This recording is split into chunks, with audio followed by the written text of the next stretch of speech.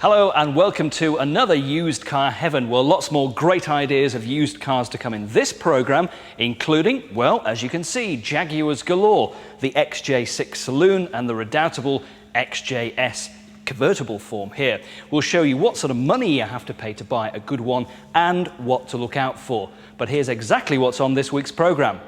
We drive two classy Jaguars, there's more from our car doctor, and Vauxhall's Frontera and Zafira come under our scrutiny. So, you fancy a Jaguar XJS, do you? Well, it's not a bad idea, but they are getting considerably cheaper these days. And also the fact that they've not been in production for around 5 years means that there are some very good bargains out there, but there are things to be aware of with the XJS. Check around the car, make sure it's not had any accident damage. Try and find one where all the doors and the panels fit as well as they possibly be. But remember that these cars are essentially 1970s technology. Things like, for instance, the doors, they do tend to drop. They're very heavy and they do tend to drop slightly. So make sure that they fit snugly. They're easily adjusted though if you find one that's slightly out of alignment. And what about the engines in these things? Well, as you can see, they are huge blocks. We're talking about either a 3.6 or a 4-litre six-cylinder engine like this one on the newer models, or the V12s, 5.3s or 6 litres. Now, I think personally the V12s are a bit of a waste of time. They're very, very thirsty. They've got 300 brake horsepower, around about 100 brake horsepower more than the 4 litres. But do you really need that extra horsepower? I don't think so. I go for a 3.6 or a 4 litre. Make sure with these cars, though, one thing you do need to be aware of, full service history, particularly on later models. A car like this, an N-Reg car, should have full Jag service history, just to make sure there are no gremlins and no nasty surprises around the corner. Older cars from the 80s or early 90s, you're unlikely to find with full service history. But make sure it's been well looked after and serviced regularly.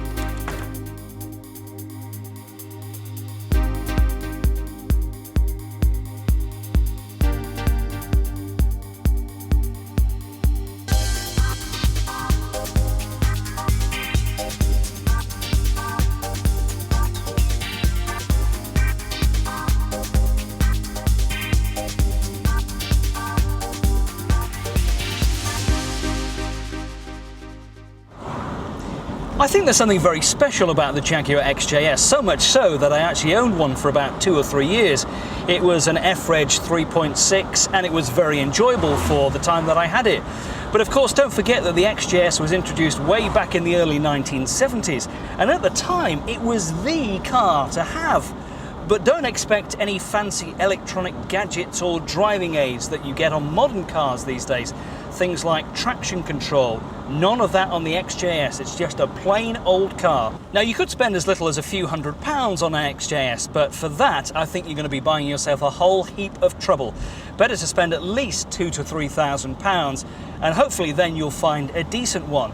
Of course, you can spend even more money and head for something like this. This is a 1995 N-Reg 4-litre Celebration convertible, one of the last ever made. This has done nearly 50,000 miles and would retail at a main dealer or a specialist dealer somewhere about £18,000 or £19,000, and these cars are holding onto the money quite well now.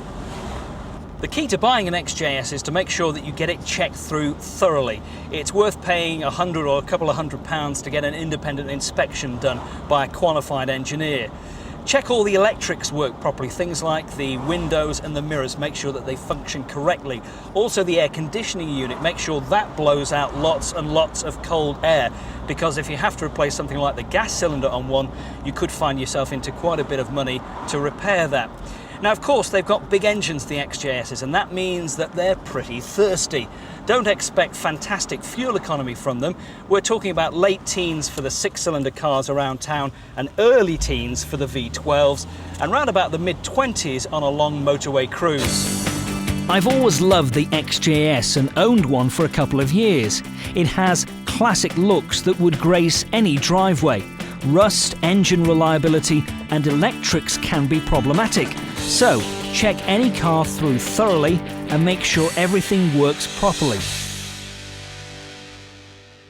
Oh yeah, mate, yeah. Oh, it's a pack of motor, you'll be fine with 6 kids. Yeah, fine. Oh no, they'll get in a treat, mate. Cosy even, yeah. Green. No, green's my favourite colour. It's a very very light green. Anyway, look, I've got to go, mate. I'll see you in a minute, all right? I've got to go. Mate of mine, interested in this motor. It's going to be just right. Oh, incidentally, don't fancy buying a watch, do you? No, maybe not.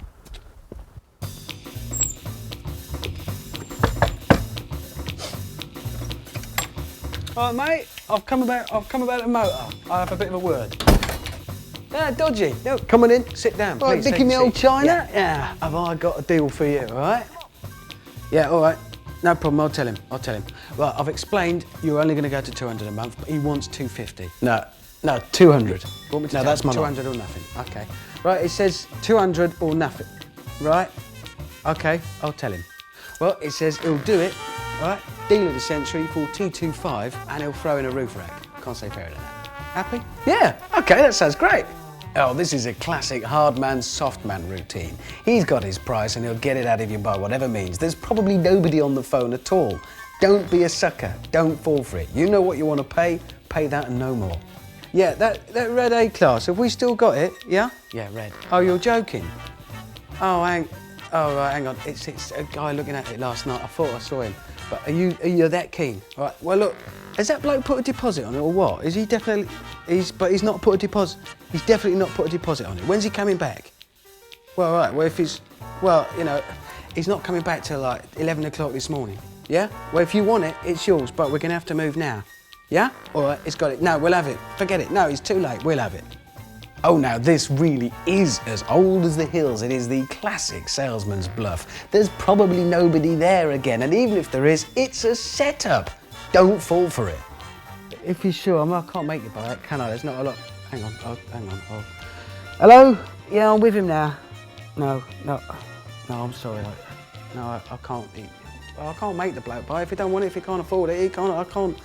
No. Well, there's nothing more I can... I know you told me that. All right, okay. All right. Well, that's that then. That's the job, innit? I've got to go and tell the wife the job's gone. I know if you can't buy it, but I'm going to have to go and tell my wife. No, right? No, look, if it's that bad, I'll buy it. I'll buy it. The old heartstrings ploy. Come off it. He's not losing his job, and even if he was, it's not your responsibility. Remember, this is business. You're buying a car, not making a friend.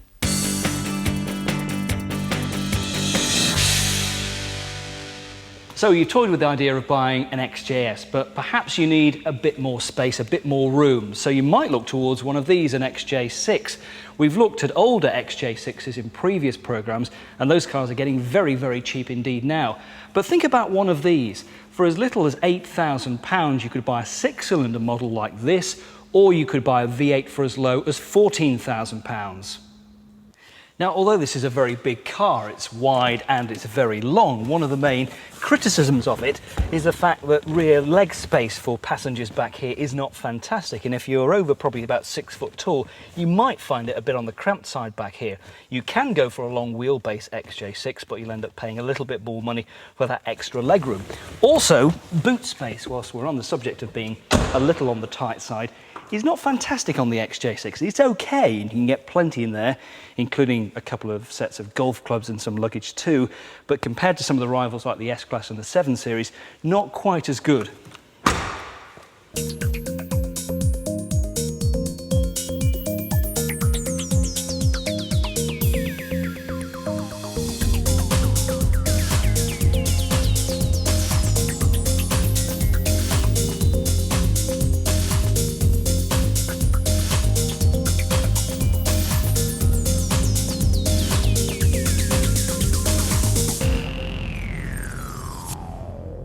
I always think it's very much a sense of occasion when you get to drive a Jaguar, particularly one of these very stately saloons. And they are nice to look at. They're beginning maybe these cars to look a little bit dated, and there will be a new XJ6 Saloon probably out in the next year or so. But in the meantime, cars like this are representing extraordinary good value for money now. Now this is an R-Reg XJ6 V8, it's done 43,000 miles, and from a specialist dealer at the moment this car would probably retail somewhere about £18,000 or £19,000. But don't forget, when this car was new, it was somewhere about £40,000. So it's lost over 50% of its new value in round about 3 years' time. And for your £18,000 or £19,000, well, you get all the toys. You get leather upholstery, you get climate control, you get this gorgeous wood trim and the restyled dashboard with the speedo and the rev counter and all the dials around it. It looks a lot smarter than the earlier XJ6s. And of course, electric mirrors, electric windows, and the same sort of things apply as they did with the XJS, to be honest. Just check round all the electrical side of things, make sure everything works, the air conditioning works okay, and you could find yourself with a real bargain. For a car of this sort of age, it's a must that it must have full Jaguar service history, and it should do, because a 3-year-old car like this is only going to be just outside Jaguar's standard 3-year warranty. So it should be a good clean car. All the leather should be nice and clean. There should be not too much wear on that. And just check all around the car and make sure that everything looks perfect. If it looks good at first sight, then it's most likely to be a decent car. The standard 3.2 V8s, they come with 240 brake horsepower engine. The 4-litre V8s get 290 brake horsepower, and the stonking supercharged V8s get a whopping 370 brake horsepower. But believe me, this 3.2 is plenty quick enough. It'll get to 60 miles an hour in about 8 seconds with a top speed of 140 miles an hour. Fuel consumption is pretty good, averaging round about the early 20s to the gallon. What sort of price would you have to pay for one? Well, £13,000 or £14,000 would buy you a car that's maybe done a little bit higher than average mileage, perhaps 80 or 90,000 miles on the clock. But you shouldn't worry about that as long as it's been well looked after and has got a full Jag service history. Due for a revamp soon, the XJ offers brilliant value for money. Specialist dealers have MREG cars for less than 10 grand. 6-cylinder engines not as good as the V8s, but the cars are cheaper.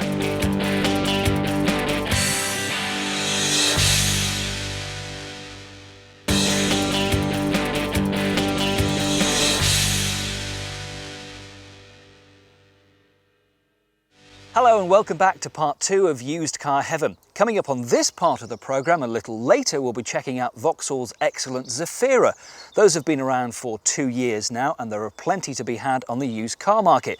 Plus we'll have more handy hints from our car doctor.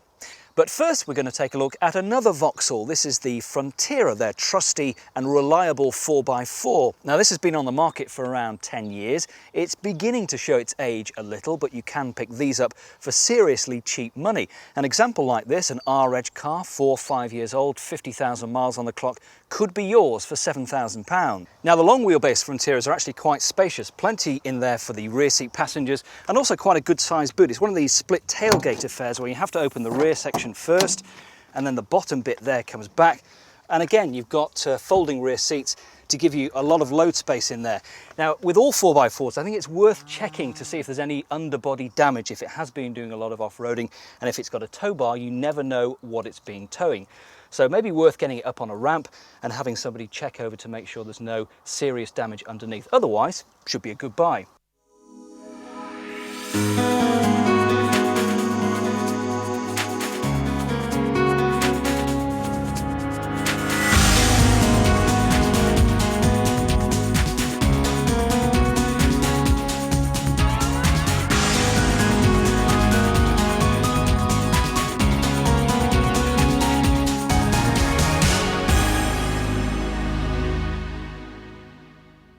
Most areas of the car market that Vauxhall enter prove to be reasonably successful for it, some more than others. And the Frontera has proved to be a decent seller for the company. They came up with the Frontera in 1991, so it's been around 10 years, and I kind of like the image of it. It's beginning to look a little bit dated now, and it's not as good on-road or off-road as some of the other models, like a Land Rover Discovery, for instance. But considering that they have been around for 10 years now, you can find some seriously cheap Fronteras around. You could pay as little as £2,500 for an early J-plate example. The Frontera is basically a tarted up Isuzu. If you ever go to America, if you go to the States, you'll find these cars badged as Isuzus there. And the technology has been around for quite a long time and they're beginning to show their age now. Inside as well, the interior is beginning to look a little dated. They're generally well equipped apart from the very early models. Most cars will have ABS, power steering, electric windows, electric mirrors. Some like this one will have air conditioning too. There have been two major revisions to the Frontera during its 10-year life, first of all in 1995 and most recently in 1998.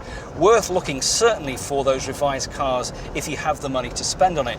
This is one of the second revision cars. This is an R-Edge car, it's done 56,000 miles, and this would probably retail at the moment for around about £7,000. Probably not as good as competitors like the Jeep Cherokee or the Frontera, but for the money, I reckon it's good.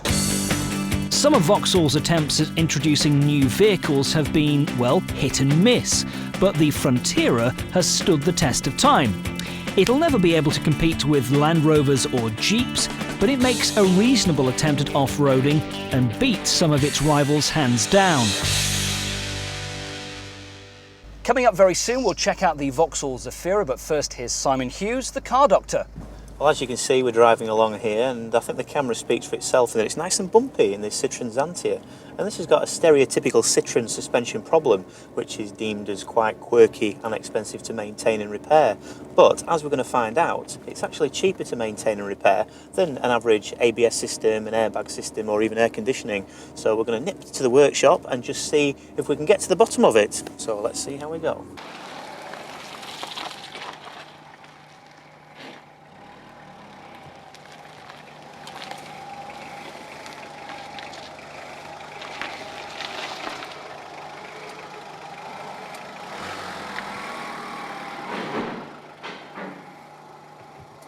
Citroën hydropneumatic suspension is simply a balloon of gas in each corner of the car that the car rides on, so that instead of traditional springing, the car can bounce up and down on the balloon.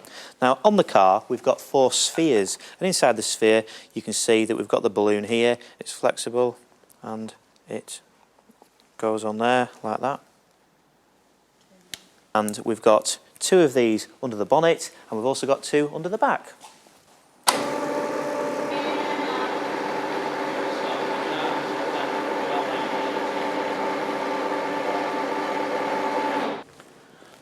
So there's one over here, and there's one up here that you can just see here.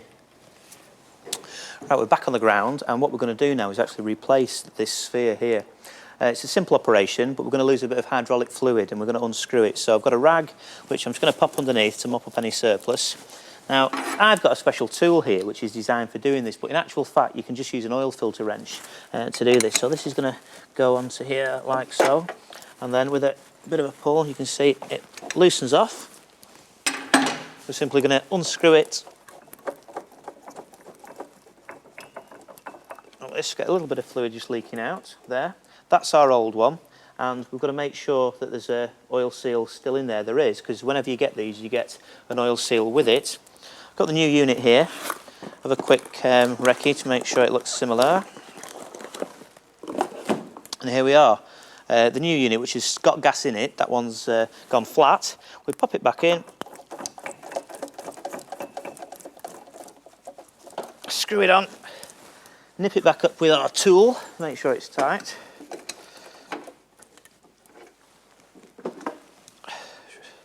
Just tighten it up here. Now, it's worth noting that you will lose a little bit of fluid at this stage, so you do need to just top up the reservoir before we leave if you get a light flashing on inside. But I'm quite sure, because we only lost an egg cup full, we'll be all right in this case. So we can now remove that, and we should be ready to give it a test with all tools removed. So got that out of the way, and that is the same procedure for all 4 corners of the vehicle. Well, I think you can see by this magic carpet ride that we're now totally transformed in the ride, and after that little repair, which wasn't too difficult, we're back to normal with the famous super smooth Citroën suspension. I don't know if Vauxhall realised what a hit they would have on their hands when they launched the Zafira 2 years ago into the mini MPV market. Previously dominated by the likes of the Renault Scenic, what they wanted to do was to break the stranglehold and came up with the Astra-based Zafira. And it is unique because it offers 7 seats which are in the car at all times, as I'll show you shortly. But don't pay £14,500 for a brand new 1.6 base model like this with the 7 seats. Pay about £10,800 and get a year-old example like this. Vauxhall's Flex 7 system, as they call it, really is unique and no other manufacturer has matched it so far. You get 7 seats in the car at all times. You can have 3 people sat back here. The extra 2 seats are in the back and they go up very easily, just like this.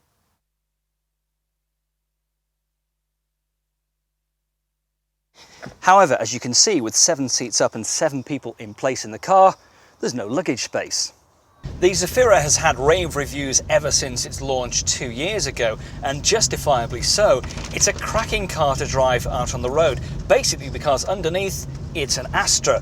Now, when the latest Astra was launched around 4 years ago, I was on the launch of that in Austria, and we get a chance to really throw it around on a slalom course and things like that. And the work that Lotus had done in the engineering side, in the suspension and the way and the sporty feel that it drove is superb, and that has fed through to the Zafira, and that's why this is a good car to drive. You also benefit from that high up driving position too, which a lot of people like, plus you get the flexibility with all the extra seats too. The Zafira is too new at the moment to have encountered any problems as far as we know, although you do the usual checks as you would when buying any used car. The good news is that Vauxhall dropped the price of the Zafira last year, and that means that something like this, when it's new, would be £14,500, and that represents pretty good value for money even as a new price. But as a used car for £3,000 or £4,000 less, then that's excellent value for money in my opinion. The work that Lotus did on the Astra has fed through to the Zafira, which despite its tall body still handles well. Like all mini MPVs, when you're fully laden, space can be tight. Hopefully new engines will enhance the range for the future. You begin to run out of adjectives to describe just how good the Vauxhall Zafira really is. Brilliantly conceived and superb to drive on the road.